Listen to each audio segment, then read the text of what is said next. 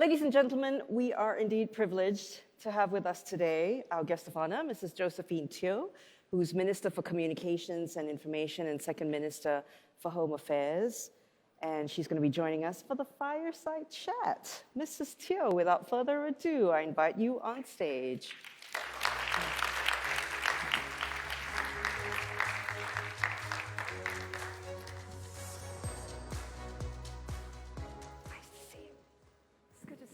Good to see you. Yes, ma'am. Thank you very much for having me. You're looking well. It's been over 2 years since I've seen you face to face, I think, because we're always talking on radio. Yeah, so it's good to finally see you face to face. That's right.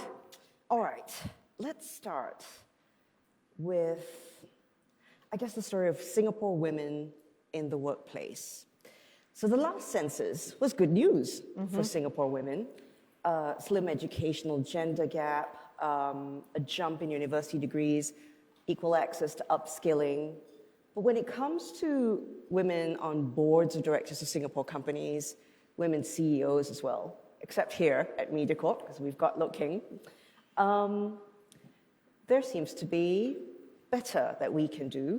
Mrs. Teo, what's the mindset needed to change this idea in the workplace and to fill these positions at the top?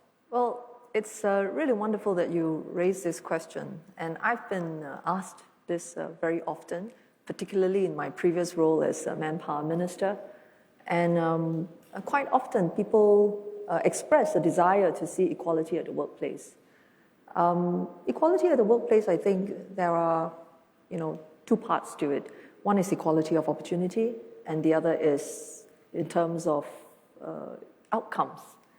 Now, where opportunities are concerned, I would say that there's been a tremendous amount of progress in Singapore, especially because of education and training being very widely available, and women are certainly taking good advantage of these opportunities. So we've made very good progress there. But as you correctly point out, Yasmin, in terms of outcomes, there is still a lot of room for improvement. It's not uncommon these days, in every occupation, to see women. And at the entry level, there is no shortage also. Women candidates perform very well, and they are very much tapped upon by employers. But as the years pass and as we go further up the ladder, and when you look into the C-suites and if you look into the boardroom, the numbers are still relatively small. They can be better.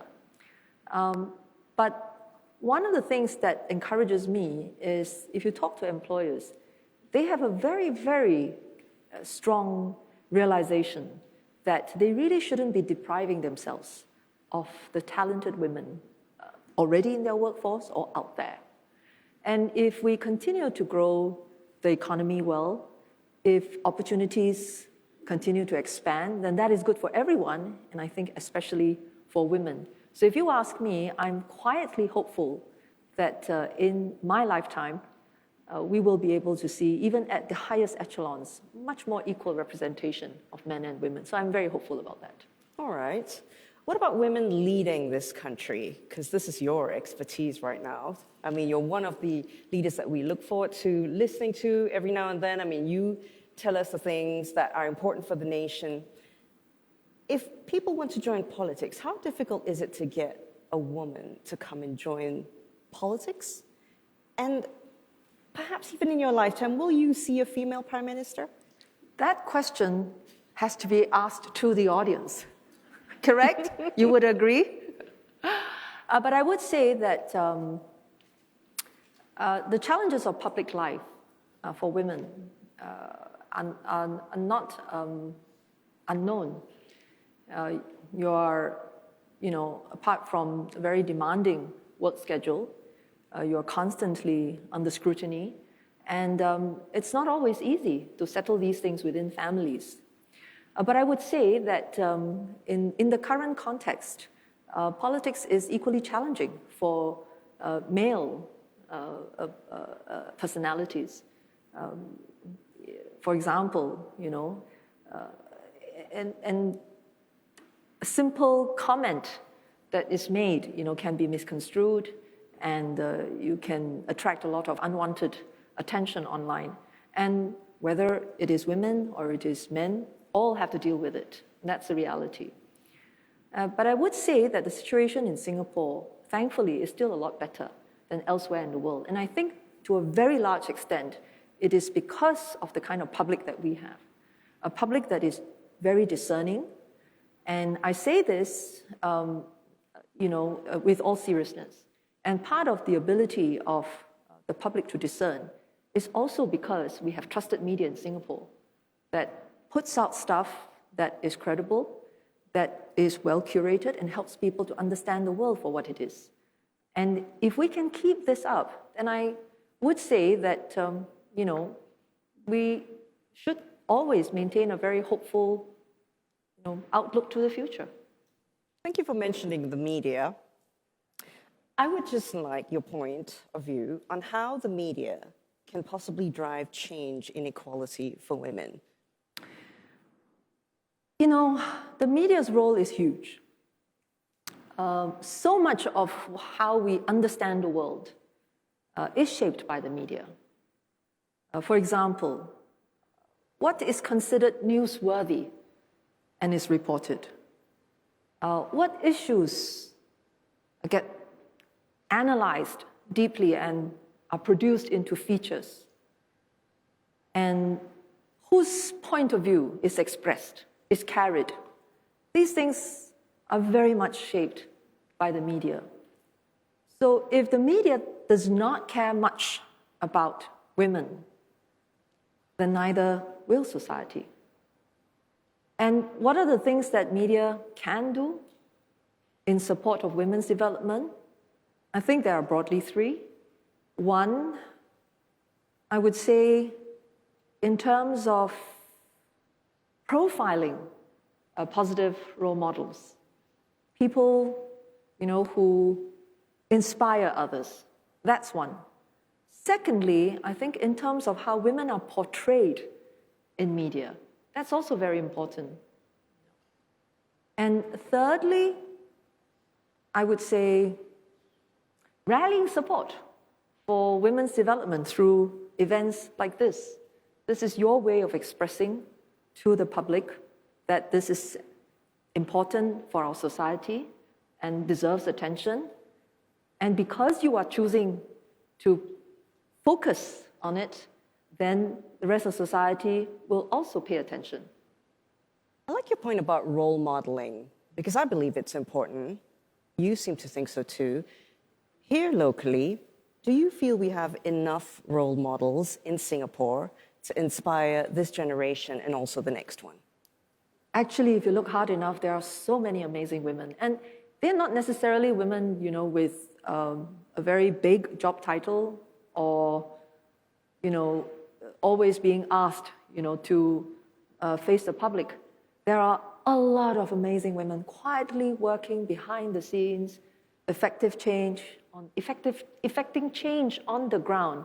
And what I particularly like is when the media makes an effort to uncover these gems and then tell their stories. It balances the picture a lot more.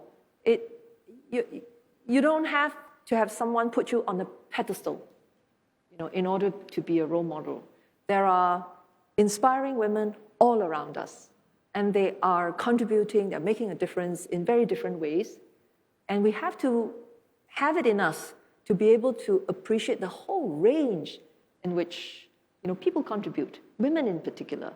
So when the media makes an effort to uncover these stories and to help us appreciate the impact that they are making on the ground, that to me makes a huge difference. Interesting that you say that, because this morning we had a chat on CNA 938 where everyday women heroes in Singapore called in. And it was very early in the morning, and what they said was, well, if I can get up, get myself out of the door with the kids to school, get to work, do very well at the end of the day, have a cup of tea, and I'm happy, then I feel like a hero. Absolutely, because, we don't know the kind of challenges individuals have to face on a day-to-day basis. And sometimes, I was just recently sent a a media story about, I shan't mention who, but a very outstanding athlete, seems to have it all. And I worry about that because when an image like that is sent to other young women, it's very difficult to see how you could get anywhere near. But success cannot be defined, for ourselves according to what other people have achieved. And women need to have the permission to achieve, to define success in their own terms, and to be recognized and honored for achieving their own aspirations, fulfilling their own potential. And it's something that I think we have to be very conscious of. Just very quickly, still on media, what about social media and women who, choose to post the picture-perfect moments of their day and make it look like everything's under control, but it might have taken 1,000 shots to get there? Do you think they're ruining it for other women? I don't know. I mean, every one of us has tried, and like that, yeah. And yeah, I know. I think we all know, right? It takes many shots to get that perfect angle. So if you know that, then just see it for what it is, and not exert too much pressure on yourself. Having said that, I think for younger women, it's not so easy to appreciate that behind what is being presented often is hard work. This is not to discount the abilities as well as the achievements of women who have become very successful online, not at all. But it is to say that it does come with some hard work, and it doesn't mean that all of us have to be like that.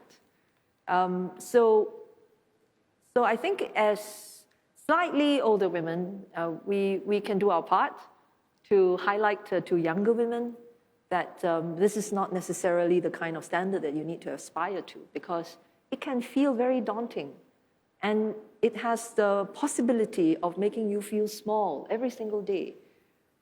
So, but I am hopeful. I see that many young women themselves recognize it, and they are giving each other peer support. More of that would be helpful, I think. And if we encourage the women to value themselves, what they are able to contribute to their own families, to their own communities, and of course, there are some women who will make their mark in their chosen fields of specialization. They can succeed in the arts. They can be very effective as media personalities. They could succeed in science and engineering, and each one has something to give. And each one should have something that can be honored, and we don't have to try to be someone else. Mrs. Teo, I think Singapore is going to be a good place for women moving forward, even better. In September 2021, Prime Minister Lee gave a preview of the white paper. We're all looking forward to it. We were told maybe March this year. What can we look forward to? And how will workplace discrimination be addressed, do you think? It's a great question. Well, first let me say that Singapore is already starting on a fairly high base in terms of women's development. There have been many occasions where this has been enumerated, so I won't belabor the point. But why are we then having this white paper? Why are we even making this effort? It is to say that women's development is always going to be a journey without end. Each time women in Singapore achieve a major milestone, that should really be thought of as a foundation upon which to aim for new highs. And that's the approach that we are taking. I think it is also important to recognize that in putting together the white paper, what matters most are what our women want. What they tell us is important in their lives. It's not policymakers, the team just looking at numbers, looking at analysis, and then thinking about it. That is important. But ultimately, we want to hear from the ground what's important to your day-to-day experience. And that's why in the lead up to the white paper, there was a year-long series of conversations on women's development. Thousands of women enthusiastically participated. I should also say that, very interestingly, lots of men were part of the conversation too. That was very refreshing. And putting on a different hat as a chairperson of the PAP's Women's Wing, we also compiled a bumper crop of recommendations to submit to the government, which we are sure will be carefully considered. Now then, putting on my hat as a member of the cabinet, what I can share is that the white paper will soon be presented, and there will be many important recommendations. I would just outline 3 of them that I think are particularly responsive to what women have told us last year. The first is exactly the area that you talked about, enshrining fairness at the workplace, whether it is in terms of recruitment, advancement, or how harassment is being dealt with. So fairness at the workplace is a very important plank. The second important plank, I think, is in terms of how we can enhance support for home-based caregiving, because majority of the caregivers are still women. And this is absolutely necessary because families that have to deal with frail seniors, and this can be for very long term, they do need better support, they need more relief. So that's a second plank of the white paper that will be spoken more of. The third, I think, is something that as an advanced society, we really don't want to see much of, and that is violence against women, sexual offenses, family violence. So it would be in strengthening protection for victims of sexual offenses and violence, and making it absolutely clear that there is no place for such things in Singapore, and women really should not have to bear with it. So those would be the 3 areas. Akan datang, coming soon. Look forward to it. Thank you so much for that preview. And I'm sure mental health will be mentioned somewhere in there. What can we do better in Singapore to protect the mental health of women here? That's a really good question. I should just say that worldwide, the issues with mental health have gained greater prominence, and the incidence of mental health issues in a person's lifetime is not something that we should dismiss. I think there have been scientific studies, there has been suggestion that up to 1 in 4 persons in their entire life would experience at least 1 episode of serious mental health issues. So think about that, throw a stone and hit someone 1 in 4 times, that person would have to deal with mental health issues. That's quite a lot. Now, there's another fact also to do with mental health, and that is women seem to be more affected than men. Higher incidence, higher proportions. For us in Singapore, I think we would have to also pay attention to contemporary issues. And for us, mental health issues as a result of individuals' engagements online, those are of particularly great concern. This would have to do with potentially sexual harassment, potentially to do with a non-consensual publication of images that you intended in a private exchange. And women are very often victims of it. Children are also very often victims of that. But I just want to say that it's not confined to women. Men can be affected too, but women seem to get the lion's share of this kind of targeting. And this is why, about a year ago, in my ministry, we started an Alliance for Action to deal with online harms. We call it the Sunlight Alliance. And the reason it's called Sunlight is to say that there are dark corners of our internet, and we want to shine a light on it. Now, what was most encouraging for me in the Sunlight Alliance for Action was really that, although there was a lot of recognition that this is quite an intractable problem, not easy to overcome. There was a high degree of willingness to address the challenges head on. Nobody was, sort of skirting around the issue, not being, candid about the difficulties. And it was also great to see that people weren't just twiddling their thumbs and saying that somebody else should try and solve the problem. They were actually quite ready to get into, the doing part of things. And so we saw, participants in the alliance step forward and say, look, minimally we can organize a webinar to raise awareness about these issues. We can invite parents to join in. We can bring in legal professionals to talk about, how you can take action if you had been targeted. We can bring in counselors to help friends and colleagues notice telltale signs. So there was this huge outpouring of, effort. And that's what made me very cheered. To me, beyond us trying to work on a very serious topic, it also signaled the maturing of our society, the willingness to go beyond talk to action.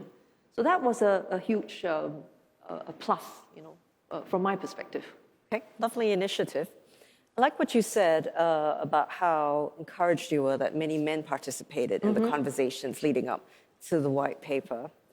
I must ask you now about what you think men can do better to bring out the best in their wives, their sisters, their daughters, their female colleagues. That sounds like a trick question. I'm not saying their mothers, because that's going to be a difficult one. You can't change your mom. But the women that, really need a lot of support, what can men do better to help? I say that a lot of men are already doing a lot better than the previous generation. I'll give you two examples. I was very tickled by these. So this was well before COVID. This was some years back already. One evening during my Meet the People session, there was a woman who had dragged her son and the prospective daughter-in-law to my Meet the People session. And so I, said, ma'am, what seems to be the problem? She says, these two need to get married. Good. And I say, but these two cannot get HDB flat. So why is that so? And because they have exceeded the income ceiling for applying for a BTO flat. So I said, I understand. So I wrote, an appeal letter for them. And but towards the end, I said to her, but ma'am, if I may say so, this is a good problem. Your children are doing well. We are happy for them. And she looked at me and she said, she is doing well. And she couldn't help it, but she declared to me, she said, the income ceiling, I think at that time was 12,000. So she blurted out and she said, she's making this amount and he's making this amount. And they add up to more than this 12,000. And she said, what happens if they have kids and the kids need to be looked after? That amount will shrink. I was, kind of observing the young couple's expressions. And I have to say, I almost believe that I saw this. I kind of had, a sense that they too looked at each other. And it seemed to me that they were saying to each other, well, if that really happens, then I'm going to stay home, lah. That's the gentleman, lah. And so that was one one very funny incident. Another incident was a senior business leader, a gentleman, and we got around to just talking about the kids and so on. I believed I might have attended his his child's wedding. And I said, so how's the young man doing? He's very good, but you know, he's doing a lot of housework these days. You know, so I almost said, you know, what's wrong with that? But I decided that maybe this gentleman is not quite ready. So I would say, my own observation, and today it's not so surprising when you see young couples, you know, going out, you do see dads being very involved. You do see dads appearing at preschool, you know, picking up the children. So I just want to commend all the men who love their partners, love the women in their life enough to want to do something. I also want to commend them for caring enough about us being a progressive society to be willing to chip in. And, you know, keep it up. Keep it up, exactly. Well, thank you for those stories. And if you don't mind sharing your own, how do you juggle your political work, motherhood, and also personal goals? Well, I'm one of those very, very, very fortunate women. My husband is a very enlightened person. He is very involved with the children from the time that they were young. But I should say that he had a fantastic role model, and that's my late father-in-law. Frankly speaking, when my kids were unwell, the person who woke up in the middle of the night to tend to them was always my husband. He'd have a little alarm clock by his side. If the children had had medication, he would set it to 2 hours later to check in on them. So, you know, gentlemen like that really make it so much easier for us women to you know, feel confident about being active contributors to our organizations. If we were always having to be concerned about, you know, our family commitments, and if the burden, the load was always going to be on us, it's going to be very difficult.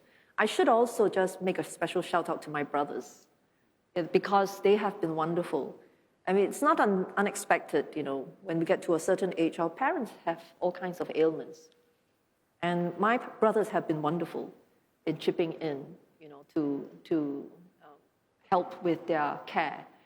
And I should just say that I hope that mine isn't an exception, that really this is the norm in our society. And I have a lot of reason to see that it isn't, to believe that it is a norm. I see quite a lot of it. I see so many, you know, male colleagues who are doing their bit, you know, in their families, and I encourage them. So.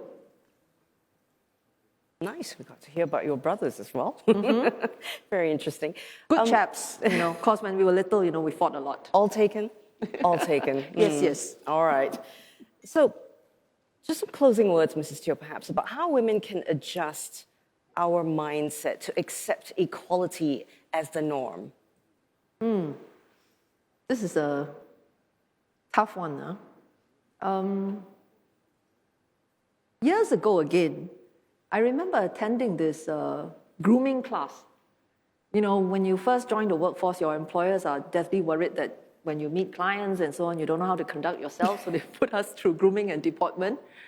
And so there was this one lady instructor, a real vivacious woman, and it came to how we should dress ourselves. And she was very funny. She said, she said to all the girls in the class, and she said, remember this, you know, if you look good, your husband looks good. So we were all pretty amused, because not that, I mean, there's no reason why we only look good for our husbands, right? We can look good for a variety of reasons for ourselves. But, you know, if you took what she said and thought about it in a different way, in essence, what she's reflecting is the fact that women's achievements are society's achievements. And so women's progress equals society's progress. And if we could just keep that thought in our mind, that, you know, for us, for women doing well, it's not just for ourselves. It is also for the men in our lives. It's for our dads. It's for our partners, our husbands. It's for our brothers, our sons. And this morning I was greatly cheered because it's International Women's Day. People are sending greetings to each other. And there was one that seems quite apt for the topic that you just asked. And the quote says that there is no hero without her. There is no hero without her. And that perhaps sums it all up for our conversation. Beautiful way to end. Thank you so much for that quote. It's something you don't forget very easily. Thank you so much. Ladies and gentlemen, Mrs. Josephine Teo, our guest of honor today, Minister for Communications and Information and Second Minister for Home Affairs.